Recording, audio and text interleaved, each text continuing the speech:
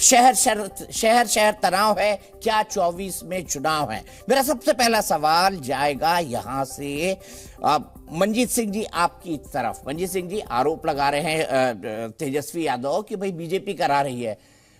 ओवैसी कह रहे हैं कि आप तो सिर्फ मुसलमान लड़कों को बंद कर करके उनको यातनाएं दे रहे हैं। मंजीत सिंह जी, क्या कहेंगे ओवैसी के इस आरोप के बारे में?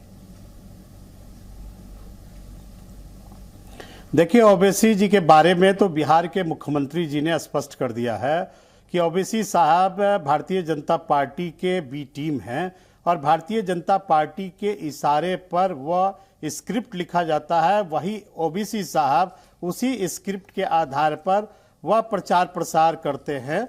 और जहां तक आपने सांप्रदायिक तनाव की बात कही है, चौरसिया जी, सबसे चिंता का विषय यह है, और केवल एक राज्य के लिए नहीं, बिहार के लिए नहीं, बल्कि यह देश के हर राज्य के लिए चिंता का विषय बन रहा है। और केवल चिंता का विषय आम जनता के लिए नहीं, बल्कि सुप्रीम कोर्ट ने भी चिंता व्यक्त की है। और सुप्रीम कोर्ट ने भी कहा है कि सांप्रदायिक सद्भाव के लिए नफरती बोल से आप बचें। और इसके लिए 3 राज्य को सुप्रीम कोर्ट ने नोटिस जारी किया, जिसमें दिल्ली के सरकार को किया, उत्तर प्रदेश और उत्तराखंड का, कि इस तरह से नफरती बोल जो बोले जा रहे हैं खुलेआम, जिससे कि सांप्रदायिक सद्भाव बिगड़ रहा है, देश में भाईचारा बिगड़ रहे हैं, इस पर 18 सर, आपकी सरकारें बिगड़ने कैसे दे रहे हैं? बीजेपी अगर साजिश कर रही है तो बंद करके अंदर करिए ना, आप होने क्यों दे रहे हैं मालिक? नहीं होती है। मंजीत सिंह, सवाल तो ये है ना, सरकार तो आपकी है सर, सरकार का इकबाल होता है। इसका मतलब सासाराम और नालंदा में इकबाल बुलंद नहीं था आपका, बिहार शरीफ में भी नहीं था, इसीलिए ये सब हुआ। और अगर बीजेपी करा रही है तो बंद करिए ना सर बीजेपी के नेताओं को। सरकार आपकी है, कार्रवाई आपको करना है। देखिए, सरकार का इकबाल कायम है और नीतीश कुमार जी के नेतृत्व में 17 वर्षों से बिहार की शासन चल रही है। एक बार भी कर्फ्यू की स्थिति पैदा नहीं हुई है बिहार के अंदर, और 30 तारीख को घटनाएं घटती हैं। आप यह समझ लीजिए कि जब आते हैं अमित शाह जी, उनके आने के पहले कोई बात होती है या तो जाने के पहले कोई बात होती है। सासाराम में सर, आप गृहमंत्री के लिए बात कर रहे हैं, मैं तो कह रहा हूं मुख्यमंत्री उन बीजेपी नेताओं के नाम सार्वजनिक करिए जिन्होंने दंगा कराया है। ये तो आपका काम होना चाहिए ना, आपको सार्वजनिक करने चाहिए वो नाम। चौरसिया जी, बात तो अब सामने छन के आ ही रही है, और बिहार शरीफ के मामले में सुनिश्चित साजिश के तहत फैलाया गया और उसमें 150 से अधिक लोगों की गिरफ्तारी हुई है। ठीक है, उस मामले में कुछ दिन में अजय आलोक जी, आप बिहार की धरती से ही आते हैं, वहां की राजनीति को समझते हैं। मंजीत सिंह जी कह रहे हैं कि नहीं, सरकार का इकबाल बुलंद है, नीतीश कुमार की सरकार चल रही है, लेकिन ओवैसी कह रहे हैं कि वो इफ्तार कर रहे हैं, ये सिर्फ एक सांकेतिक है। बाकी मुसलमानों का क्या हाल है उसके बारे में उन्होंने लंबी चौड़ी प्रेस कॉन्फ्रेंस किया। कैसे देखते हैं आप इसको? देखिए, सब अपने अपने हिसाब से चल रहा है। बिहार में रामनवमी के जुलूस पहले भी निकलते थे, एडिक्वेट पुलिस सुरक्षा में निकलते थे, कभी पथराव नहीं होता था। कोई कोशिश करता था तो पहले ही से उसको रोक लिया जाता था, पकड़ लिया जाता था। यही पुलिस थी ना, यही पुलिस आज भी है। तो इकबाल इसी से पता चलता है कि वही पुलिस जो पहले ये सब काम रोक लेती थी, आज वही पुलिस ये काम नहीं रोकती है। जुलूस के साथ एक प्रोटेक्शन नहीं चलता है। साफ दिख रहा है आपके कैमरा शूटिंग में कि मस्जिदों से पत्थर बरसाए जा रहे हैं, उसके बाद भी पुलिस की हिम्मत नहीं होती है कि मस्जिद पे चढ़ के उन लोगों को रोक सके।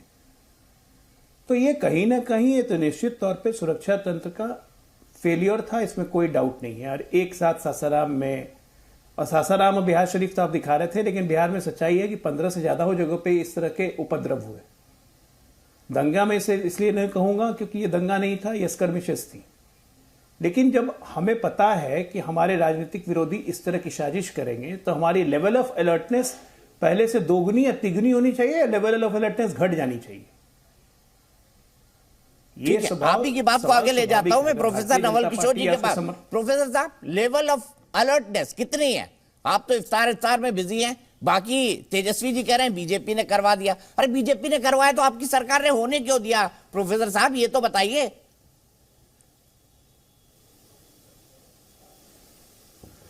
देखिए, सरकार अगर चिंतित नहीं रहती, सरकार अगर सजग नहीं रहती, तो इतनी गिरफ्तारियां और इतनी सूचनाएं आपको कैसे मिलती? ये तो संभव नहीं था ना कि अगर सरकार सोई रहती, जैसा कि कोई एक ऐसा नेता बोल रहा है जिसको केवल विभाजन में ही उसकी नीति है, तो उसको इसको कैसे बताया जाए कि जो गिरफ्तारियां हो रही हैं, जो तरह तरह के खुलासे हो रहे हैं कि ये पूरी तरह से पूर्व नियोजित तरीके से यह इस चीज को अंजाम दिया गया, ये कैसे पता चलता? पुलिस तो काम कर ही रही है। देखिए, आपने जो दूसरा लाइन बोला इस डिबेट का कि 24 में चुनाव है, इस चुनाव से किसको परेशानी है? सबसे ज्यादा चिंता किसको है? सबसे ज्यादा चिंता उनको है, और शायद यही कारण है कि वो तरह तरह के इन कार्यों में लगे हुए हैं। उनकी चिंता हो गई है कि अब इतने आप सालों होने में क्यों दे रहे हैं? मैं ये किया, सवाल कर रहा हूँ। नहीं किया। मैं ये सवाल राजीव जेटली जी के पास ले जाऊंगा कि सोनीपत में आखिर ऐसा क्यों हुआ? आप होने क्यों दे रहे हैं नवल किशोर साहब? नहीं, देखिए, होने देने कोई भी सरकार अपने ही राज्य में कैसे कोई घटनाएं होने देगी? जाहिर है कि जो घटनाएं हो रही हैं उसमें, जैसे रामनवमी का शोभा यात्रा है, उसमें जो लोग रामनवमी की शोभा यात्रा निकाल रहे हैं उनके बीच में अगर कोई सुनियोजित तरीके से कहीं घुस के और किसी भी हिंसा को अंजाम देता है तो उसको पकड़ने के लिए तो पुलिस अपना काम कर ही रही है। जुलूस के बीच से हुई कि जुलूस पर पत्थर बरसाए गए? प्रोफेसर साहब, ये समझा दीजिए। नहीं, अरे ये भी एक संभावना है, ये भी है कि उन चीजों को उकसाने के लिए भी ये किया गया होगा, और यही कारण है कि उसको इस तरह की घटना में तब्दील होनी पड़ी। मेरा सिर्फ ये कहना है कि जो आप इस बात को चला रहे हैं कि ये तनाव जिन राज्यों में हो रहा है और खासकर विपक्षी राज्यों में है, उसको बढ़ा चढ़ाकर बीजेपी इन बातों को उठाने में, वहां उनके मंत्री क्या कह रहे हैं, जो केंद्रीय सरकार में मंत्री हैं वो क्या कर रहे हैं, उनकी भाषा क्या है, हिंदू मुसलमान की है, उनकी भाषा क्या है कि जो लोग दंगाइयों को हम उल्टा टांग रहे हैं। तो सारे दंगाइयों के संरक्षक तो आप हैं, आपका इतिहास ही रहा है। कौन नहीं जानता है कि दंगा से आपका पुराना साहब ने सब बात मान ली, मैंने आपकी हर बात मान ली प्रोफेसर साहब, तर्क के तौर पर मैंने आपकी हर बात मान ली, हम सब मान ली, आप सही बोल रहे हैं। आप होने क्यों दे रहे हैं? ये आपको बताइए, ये लोग ऐसा करेंगे फिर भी आपके राज में आपके नाक के नीचे बीजेपी वाले दंगा करा के निकल जाते हैं। ये गजब बात है।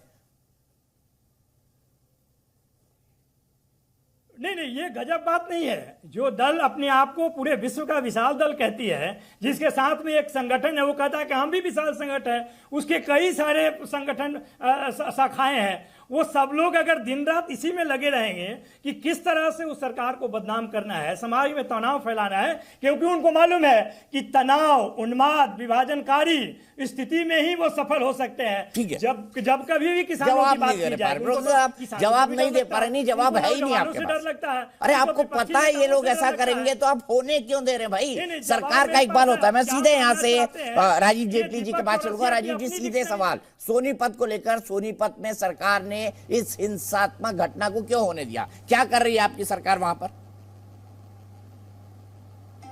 देखिए दीपक भाई, सोनीपत की अगर आप बात करते हैं तो सबसे पहले गिरफ्तारियां एकदम इमीडिएटली, आसपास के जितने इंडस्ट्रियल एरिया के पुलिस स्टेशन थे, उनकी फोर्सेस थी, वो इमीडिएटली वहां पहुंची, और जिन्होंने इस तरीके की हरकत करी उन्हें चिन्हित किया गया। चिन्हित करने के बाद 19 लोगों के ऊपर मुकदमे दर्ज किए गए, 16 लोगों को गिरफ्तार किया गया। सीधी सीधी बात, हम कहते हैं कि जो भी दंगाई है उसके खिलाफ कड़ी से कड़ी कार्रवाई होनी चाहिए, और हमने करके दिखाई। लेकिन आप ये देखिए ना, इन राज्यों के अंदर राशन की दुकान के ऊपर चावल और दाल ना देकर के मिट्टी के तेल दिए जाते हैं, ताकि उनको छतों पर रखा जा सके। जहां से रामनवमी की यात्रा निकले उसके ऊपर उन मिट्टी के तेल को बोतलों में भरा जाए और रामनवमी की यात्रा के ऊपर फेंका जाए। जहां पर भी आप देखिए, चाहे वो आप बिहार की बात करिए, आप छत्तीसगढ़ की बात करिए, आप पश्चिम बंगाल की बात करिए, किस तरीके का माहौल है, किस तरीके का माहौल है। सर, ये बार बार ये बात कही जाती, अरे भाई इस मोहल्ले से मत निकलिए, इस मोहल्ले से मत निकलिए, राम का नाम मत लीजिए, यहां से निकलेंगे तो ये पत्थरबाजी हो जाएगी, लोगों की भावनाएं भड़क जाएंगी। भारत के अंदर, राम के देश में भावनाएं भड़क जाएंगी राम का नाम लेने से। सोचिए, हनुमान चालीसा पढ़ने से किसी को तकलीफ हो जाएगी, और इतनी तकलीफ होगी कि इतना तो बिल्डिंग मटेरियल वाले इतना सप्लाई नहीं कर सकते, पत्थर जितना उनकी छतों के ऊपर पत्थर डाल दिया जाएगा। और कौन सी सरकार होगी, चेक नहीं करेगी क्या? ये बोतलें कहां से आ रही हैं, ये पत्थर कहां से आ रहे हैं, और किस बात के लिए? सोचिए, किस बात के लिए? भगवान राम का नाम लेने के लिए, ठीक है, हनुमान चालीसा पढ़ने के लिए।